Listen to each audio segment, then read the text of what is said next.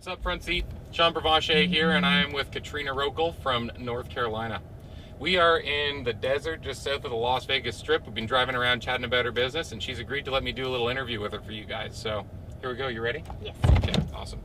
So Katrina is from North Carolina, and she has a very unique business based around the military. We're going to talk about that in a little bit.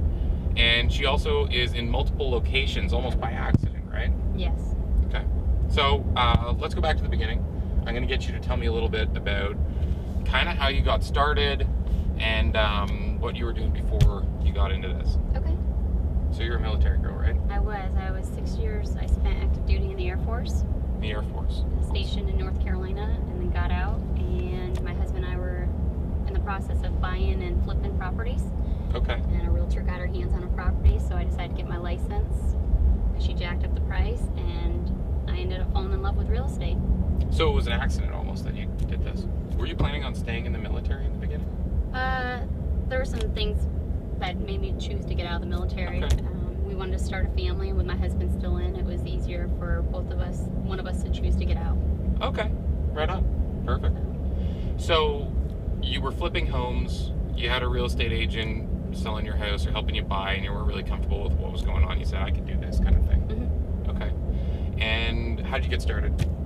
I went to another company, an agent that helped us buy our house, and started at Remax, and then a few years later went over to Keller Williams. Okay. And then that's when I started learning about teams and the growth opportunities that they had to offer. Okay, awesome. So where did your first couple deals come from? Referrals from the military, people I was stationed with. And that's still a big part of your business right now. A little over 97% of our business is military. 97% military business. That's crazy. Is that through networking groups? Do they just know that you're the military girl that sells homes now? Or like, how do you nurture that? A lot of it is agent referrals and the networking when it comes to events. Facebook is huge, as well as my husband's unit and people where I was still stationed. That's where we get a lot of them. A lot of word of mouth Mm-hmm. and Word agent of mouth. referrals. Okay. And tell me about the market that you started in. The market that we're in, when everyone was going through the shift, we weren't going through it. When they talked about in 2008, our building slowed down a little bit, but we didn't have the drastic price drops or everything that everyone else had. Right now, we're actually in a buyer's market with 24% distress. So the last couple of years, we've been dealing with a lot of short sales. Well, it seems like everybody else has moved out of that. We're now into that. So could you, just for anyone that doesn't know what a distressed property is or a short sale, can you tell us what that is? A short sale is a little better than a foreclosure. Typically, it only affects your credit about 3 years versus a foreclosure for 7 years. Since we have a high turnover in Fayetteville, people move every 3 to 4 years. They PCS at different bases. A lot of times they can't afford to sell their house because they put the VA funding fee at the back end of the loan. So by the time they go to move, they owe more than what they bought the house for. Okay, so hold on. There was a whole bunch of stuff in there that we might not get. Oh. So they're getting help funding their homes from the Army, essentially. It's a VA program through government. Anybody that was in the military. Okay. You can qualify to get a VA loan. Okay, and what is a VA loan? It's a loan that a lot of people would have to put down payment down for, like an FHA conventional. It's tacked in on the back end of your loan. So pretty much our buyers in Fayetteville are not actually having to put money down. Maybe a little bit of earnest money and some due diligence money, but the rest, that large 3-5% payment, is tacked in on the back end. And actually our VA funding fee is a little lower depending on how many times you used it or if you have VA disability. Okay. And so give me some numbers here. What's the average price point in your Fayetteville market? Our average price point for the association is just under about 140-ish, give or take, depending on the area. Ours was 167 last year, my team's. So you're selling slightly above median, but the median's pretty low, $140,000. Yes. Okay. And so what's a down, like you were talking about down payments and them not really needing to come up with as much as they might typically, like how much out of pocket are people, how low can people keep the actual out of pocket cash buying a home in Fayetteville? If they're with the military and they get this special. Well, typically in our area, 1% for earnest money, but most of the time they're only putting 5% down and maybe $100 due diligence, if that. And then the seller in our area, it's customary, which I think is a little insane, are paying pretty much they're getting any money that they put down typically for a home, so they're getting it for free. And half the time it's paying for their home inspection. So our area, our buyers are pretty much walking into a house free, not having any money out of pocket. Okay. And how does that affect them when because you said that 24-point-something% of the homes in the area are actually distressed and they don't really have enough equity that they can be in a position to sell when that time comes for them. Is that caused by this, or is that a portion of this, or is this just completely just how the market is there? Well, typically, I think it is, because I believe that you should have some money in the game when you're buying a house, because it's a large investment, and a lot of our buyers typically don't have any responsibility.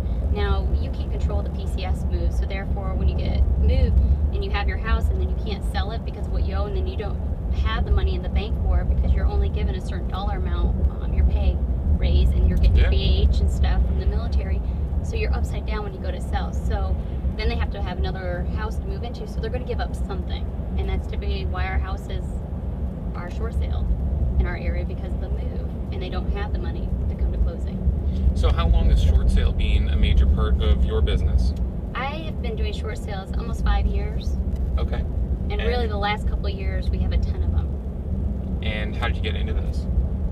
A lady came to me after going to a couple realtors that didn't help her out, and she was facing foreclosure, so I decided to help her. Okay. And for people who don't know, what if you were to describe what a short sale is in as few words as possible, what would it be? Pain in the butt. Okay. But basically it's where you don't have enough equity to cover the loan. Right. Okay. And so as opposed to going foreclosure, in a short sale, you're able to kind of negotiate with the bank a little bit. Is that the deal? A little bit, yeah. A lot of it, either there's a hardship that's usually involved, a move, a death, a change in job, something that's caused you to possibly qualify for a short sale. Okay. Not just because the area you live in, the houses went down in value, you want to move. So that won't work? No, not So typically. you actually have to have some kind of story? You have to have something. Oh. And I think that's why I like the short sale, because it does get the emotional side of me, where typically I don't show that, and I like to be able to help them. It's not like someone spent too much in their lifestyle and now they're like, I want a handout. Oh, You're trying to sometimes help. I do. Okay. Or a bad divorce, something like that. Okay. What percentage of your business, or how many trades would you say you did that were short sales last year? Last year we did 18. And what do you have to do differently? Are you actually the one negotiating with the bank? No, I hired a short sale company out of Charlotte to help facilitate back and forth. Oh, okay, cool. So what differentiates what you're able to do for people versus what a realtor who didn't know how to do short sales? Well, I concentrate, the way my team is built, I have a listing side and I have a buyer side.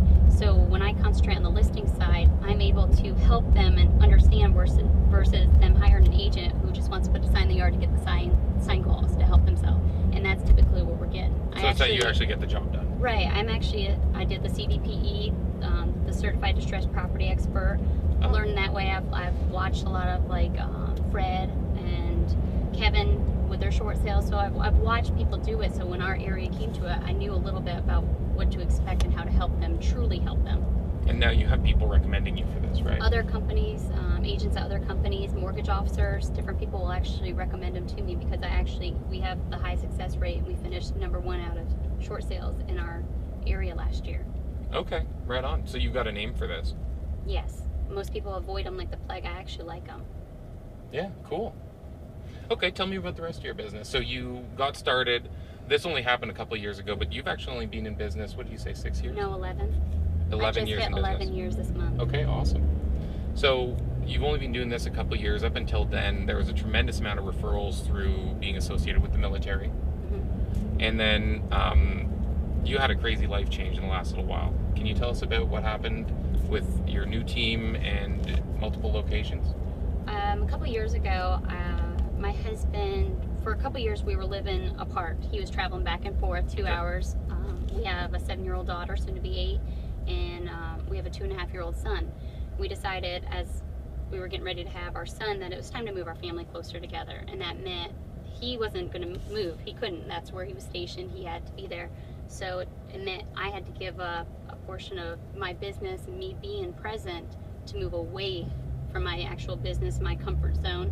So I moved almost 3 hours away from my business in North Carolina. So I'm still in North Carolina, but I moved away from them, and then actually started really growing my team right before I moved. So was the fact that you knew you were going to be doing this move the reason that you started growing your team?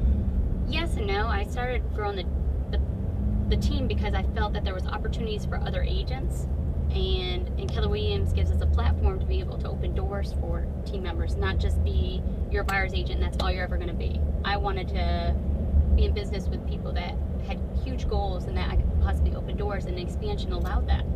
Okay, awesome. I didn't expect to move away from my hub. No kidding. So, I don't think many people do expect that. Well, it's such a unique perspective too, because we hear about expansion all the time and people talk about it constantly, but always when they talk about expansion, it's I had an opportunity in the next town over. You know, I found a talented person who was 45 minutes or an hour and a half from my hub, so I invested in them. But you actually were in a position where you kind of had to leave the nest, which is kind of different. It's a little backwards. So talk to me about it. What was that like? Scary. I thought there was no way it was going to succeed because that's all I heard. They fail. People who move away from their hub, it fails when you go to expansion and stuff. And I was determined that I'm not going to allow that to fail. And I really hired some amazing, talented agents that helped push me they're part of the whole success and why we've stayed afloat compared to other teams. I'm very present in my business, and that's the difference I see for the ones that have moved away. I'm present every week. I get up Monday morning at 5 or Wednesday morning at 5 a.m., drive 3 hours, spend time I've gotten really good at time blocking while I'm in town, and my schedule's packed until almost 7 o'clock at night with listings because I handle listings on the team. And then I spend the night in a hotel away from my family. Get up the next morning, I usually have our meetings and packed again until early afternoon. Then I head back to be home with my family before dinner.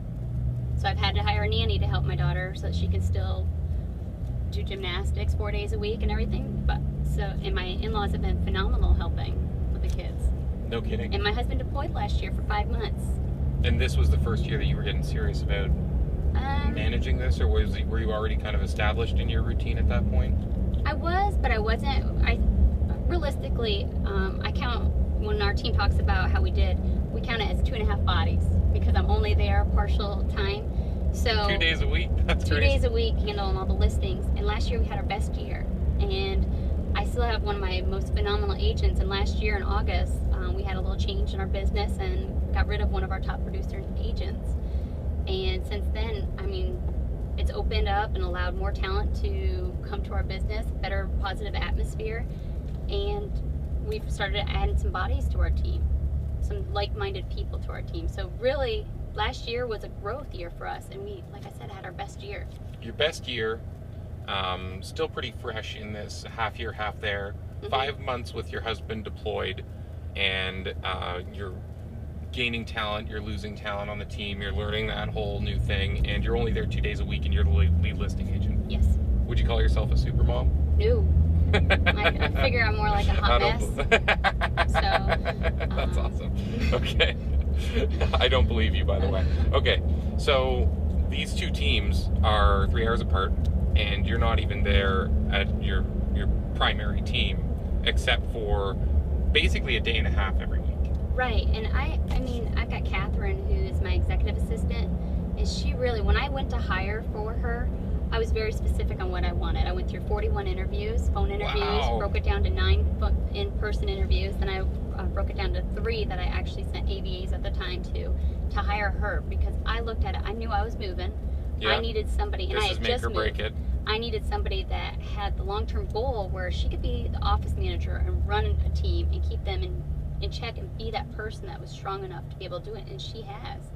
And I have Heather on my team, who's been the glue. I hired her to do training on top of everything. So, so she starts the agent from day 1 on until the training. So, I guess everybody on our team has really stepped up to make sure this is successful because it allows them to grow. That is so cool. So, I guess unless you had that hire, this must have all hinged on that one hire, 42 interviews. It really did, because I knew I had to have the right person, that talented person, and somebody that had a vision like I did. Wowee. And we realized, like, since we're in a transient town where people move all the time, that technology has been great. We just moved over to the G Suite, so we can video a lot more with each other. So should somebody move, we're always still there. What's the G Suite? That's it's like a Google product. My coach told me about it. Stuff. So it's just Google, cool. Just in a different program of it. So remind us. We'll put a link to that in the comments. talk to me about time blocking. So, what's your average Wednesday? Like, this sounds like hell. It's 5 a.m. You get up. You're on the road by 6, and then what happens? You're there. Well, typically I book my appointments out a week in advance. Okay. So when I'm lead generating, my assistants have been phenomenal. So I've got Amanda, who also, we've got 53 files that she's got a to-do list on, that she stays up with them, and I stay up with the people. So when I come in, usually I have appointments set up, 4 to 5 listing appointments set up in a day. Okay. And I'm very specific. I won't go on them unless they qualify. So I do a very good intake with them to make sure it's worth my time and theirs. And then I also have my team meeting. I'm also doing meetings, trying to squeeze in mentoring, coaching with them, as well as run. Of course. We've got closings, a bunch of things. So it's pretty much a mess, but I know that I've got to go to appointments back to back. And then I'll take appointments all the way up to 6:30, 7 o'clock at night, because I don't have any reason to go home. One thing that's helped me is Heather.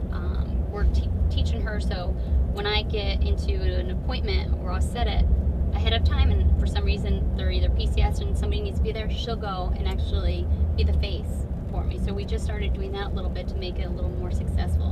And That's her great. and I tag teaming a little bit. It's really helped. Well, yeah, in terms of time blocking, that's got to be amazing. And thank God that she's willing to help you like that, too, because that's got to be a big chunk in her schedule all of a sudden. A lot of our sellers aren't there either. Over 70% of our sellers last year PCS'd away, and I had never met them. Yes. So when I say that, like, listings, sometimes it's really easy. And I had, like, Catherine, she's phenomenal making sure our vendors, everyone's lined up. We're very strict with our systems and how to make things successful on the listing side.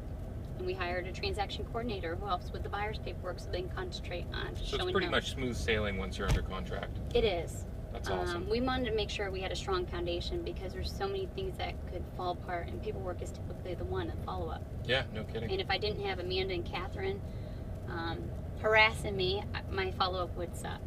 So Okay. we have what's called floor time when I'm in there. So either Thursday, they time block out 3 hours, and I don't leave the office. They shut the door, and I'm file after file calling, making sure that our funnel stays thick. How many files in your funnel right now? We have 53. And how many listings did you take in December? 18.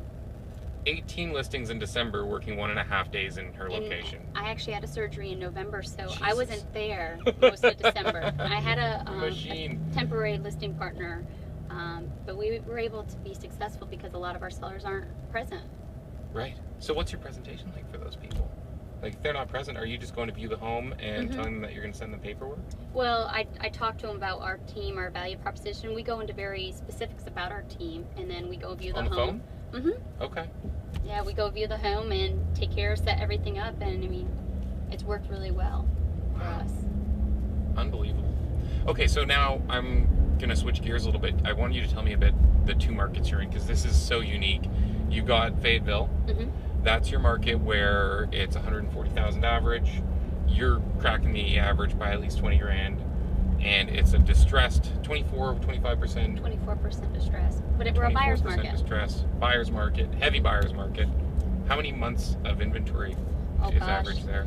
Our average days on market's 103 days in that Wow. area, and we have some areas have 12 months of inventory, some 7+ months. We have some, if you're in a price range of 250 plus, you can have up to 1.5 years. Okay. And then tell me about your other market.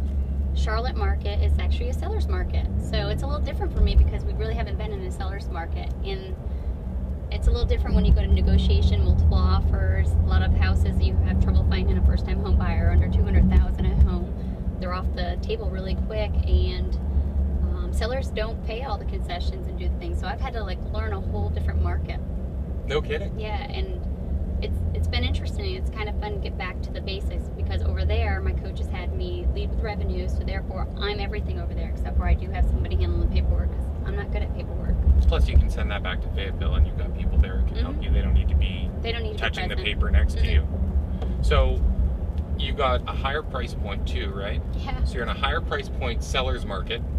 What's your average there? My average last year was 323. 323. I love that you know your numbers so cold and they're so precise. That's awesome. So at 323 on one side and 167 on the other. It's almost double. It's a seller's market. It's like you've got one foot in a hot tub and another one in an ice bath or something. Like, it's the weirdest thing. Yeah. What was the biggest learning curve of going to a new market like that? Starting over. I was very complacent. I was very set in my ways, and having to actually start over was and is the biggest challenge for me. No kidding. Yeah. Okay. Because why should I be working on my weekends? So Right. it Now was a you're doing open mindset houses, that you're probably... I'm actually doing everything all over again, which is good because it helps me relate better with my team. So the training, because I stepped away from some of that stuff. And I think a lot of people step away and forget that. And I guess now if you say, like, you got to do this, I'm doing this myself, like... My team hey, actually let's laughs go. because I was showing houses in the rain on a Saturday, and they laughed because I know that was painful for me. No kidding, 11 years in business, you're the listing agent. And the buyer's agent. In your one location, you're a listing agent. Now you come back, you're the buyer's agent. You're showing houses in the rain on Saturday. It's like, you're back to ground zero. Yes. So are you going to focus on one of these markets more than the other? Or are you going to just try to grow them both in tandem? What do you think that's you're gonna what do? my coach, Via, has been phenomenal for me, helping change my mindset and helping me grow. Awesome. She's a MAPS coach, right? She is. Shout out. Yeah. Awesome. So she's been able to really help me figure out, okay, we've got Fayetteville down pretty good. We know that we're missing some bodies, so we know we need that. So I can be a little deeper to be able to step out a little bit to help open up and grow, because we have a couple other locations we want to expand to. So as we look at our 1 year, 3 year, 5 year goal and expansion, I don't want to be in Texas and Florida and DC and California. I want to stay within Charlotte or the Carolinas. It's right there. It's all within driving distance. You don't have to reinvent the wheel in another town. You've Mhm. already started over once. No, I don't. So that's the only way that the opportunity is going to happen for me. I'm not going searching for a different area to do it. I know how hard it is to start over, and I want talent, and I want a huge team, yet there's things I'm not willing to do for that. Okay. How do you strike that balance? At one time, it about ruined my marriage and family. So I've had to step back and look at it a couple years ago and figure out what is really important to me. And that team and the large part of the team was really, okay, how do I balance myself so I can spend that time with my kids, with my husband? Yeah. And it is a strain driving 2 days a week. I spent $11,000 on hotels last year in Fayetteville. Wow. So when you sit down and you look at it and like, okay, that's $11,000. That's a line item. Yeah, it's huge. Yeah. It's like 3 vacations for you and the family. So trying to strike that balance, we're still working on it right now. Yeah. My family's been so supportive. My team is amazing. I mean, we've got Maureen on our team who just brings light to it. So I mean, I really am surrounded by talented people. I figure quality over quantity is really important to me and my team. Awesome. So, being someone that, you know, was a #1 realtor in a number of categories in her hub and then had to leave and go start again all alone in another area, if you were a brand new agent and you just, you know, got your license, a set of cheesy business cards, and a crappy website, and you were, you know, wet behind the ears about to go do the first thing in real estate that you would do, and they were in an average American market, what would you do? What would you say to that person? I would really tell them, really look at a team, see if a team concept's for you, because that's where we see a lot of agents fail, is not joining a team or not having the right mentorship and spending money on all these shiny objects. I've been there. I have purchased a lot of money on shiny objects, the next greatest, best thing, and I've learned to play red light, green light. So getting back to the basics, like our team door knocks. I said I was never going to door knock. I hated it. And our team door knocks, we actually hold open houses. That's how I started, was open houses. When I first got into real estate, was open houses. So stick to the basics. That's what we did. And I kept hearing people on stage talk about the basics. I'm like, whatever. And it's true. Going back to the basics, you don't have to spend a ton of money on different things. Yes, we're buying a ton of internet leads. It helps. But you can now, because you've been in it for 11 years and you've built a huge world for yourself, and you know, it's important to have different pillars too. Right, and going after listings, that's what I've learned in the Charlotte market. It's going after the listings. Before when I first got into real estate, I went after buyers because it was easy, it was quick. The listings is what really gives you that flexibility, the leverage, the freedom. So would you say to do half and half focus, or would you just focus on listings right out the gate if you had to start over again? Or what did you do in your hub? And not in your new one, I mean, in Charlotte. Actually, I went back to people I knew. I started with word of mouth. I refused to spend money on stuff over there. One, my coach was very big on that. As much as I wanted to, she would not let me.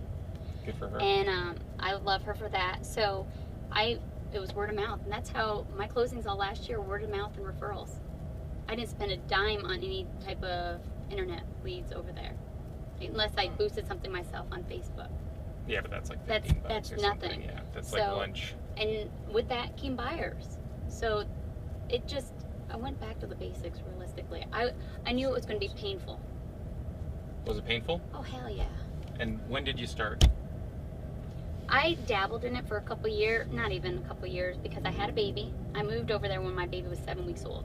Okay. So I really didn't do much. I helped 1, 2 here and there. So last year really was the year, last summer. When my husband deployed, I really got focused. So about 7 months ago, 8 months ago? Yeah, that's when I really started. Okay. I didn't do a what did you huge get done in bunch. your first year? I only did $3 million in 6 months. But how many transactions is that? 9. Probably like, okay. Oh, well, that's not too bad. Not too bad at all. So, and some of them were double-sided.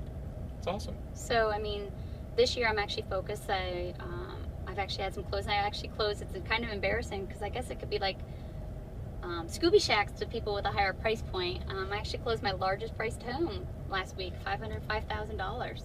So we were joking about this before we started. A Scooby Shack is a home that's, how would you describe it? Needs help. It's well below the average. No, it just means it's not the normal price range for a lot of you guys. Okay. Yeah. Like where you guys have to sell one, we have to sell 3 to 4 houses to get your one sale. So one thing that interests me about this, I love the word Scooby Shack. I'm bringing it home, by the way, so you guys can all expect to hear me using that more. Like $140,000 price point doesn't leave a lot of room for a massive commission check on every trade. You got to do volume. You're doing a lot of numbers, right? It does, and you know, we focus a lot on the first-time home buyers in Fayetteville.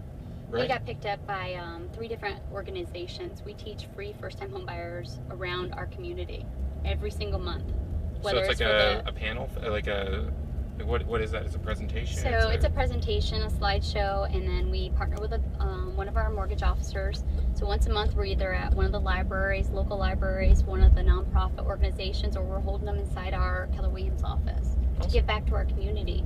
And we've had a lot of people reach out to us to help educate them on what to expect for the area, as well as we just started teaching short sale and seller seminars because we've had such a huge response to it. And you're teaching these to the public. Mm-hmm. So it's a seminar. It's like a 1 hour. Come learn about this. Mm-hmm. And at the end, people approach you, I guess, right? You must we don't even.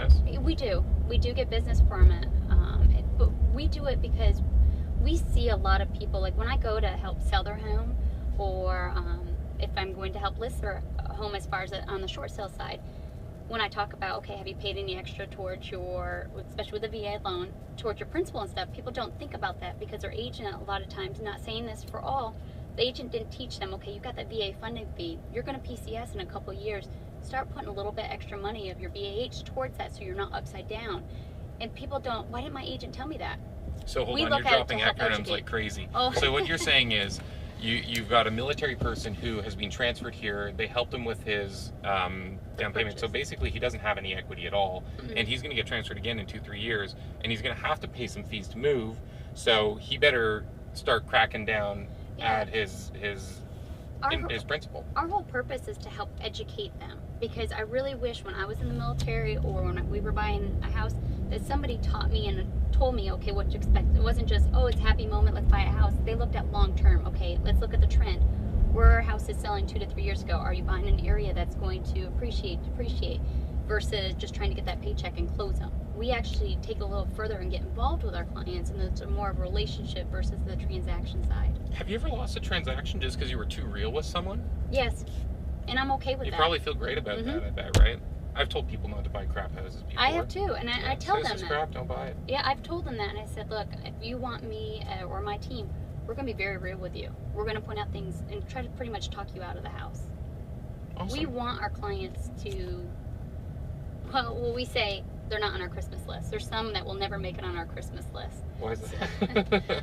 Just not everyone's going to mesh well with each other. So we want our clients to be part of that family. So when we have our Easter event, when we have our different things to get our past clients together and our friends, that's what we want. Not everyone's going to fit into that. So we want to educate them. Okay. So how many transactions did you do last year? We did 116 transactions. And what was your volume?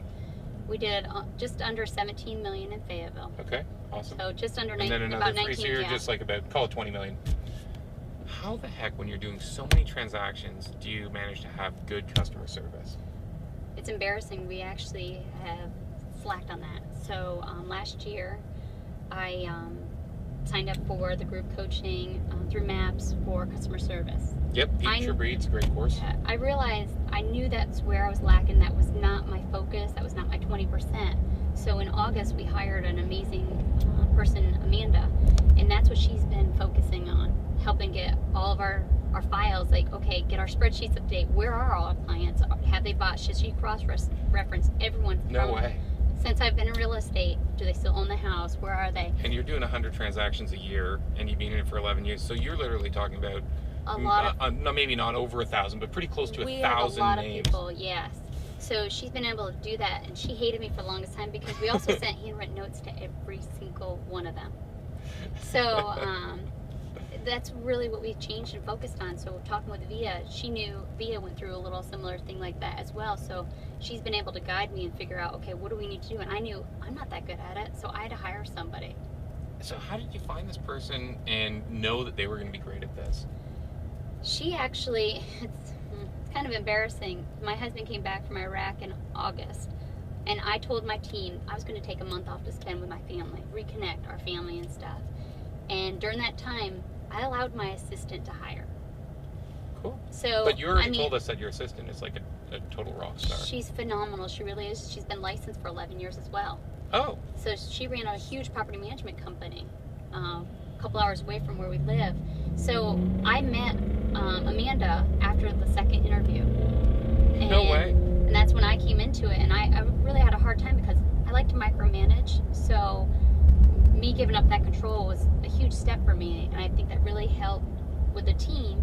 So Catherine said we need her because Catherine was handling so many transactions and listings and arrangements that we were lacking on certain things. We were just trying to get through the transactions and make sure it was peaceful for our clients, yet we were lacking on the follow-up, the customer service, the after-closing action plans.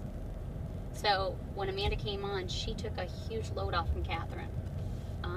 And they've been able to work together, so I pretty much allowed her to. And she was only supposed to come on part-time, and within like 3 weeks, we're like, we have to have her full-time.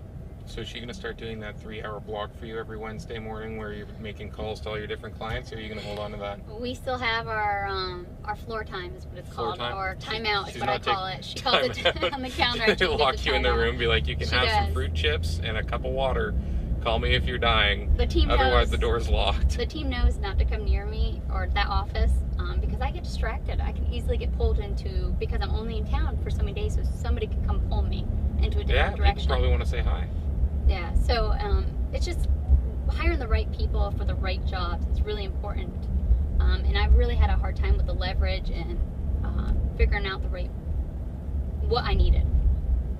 So, and I knew that's one of the things last year that I needed to focus on. Awesome.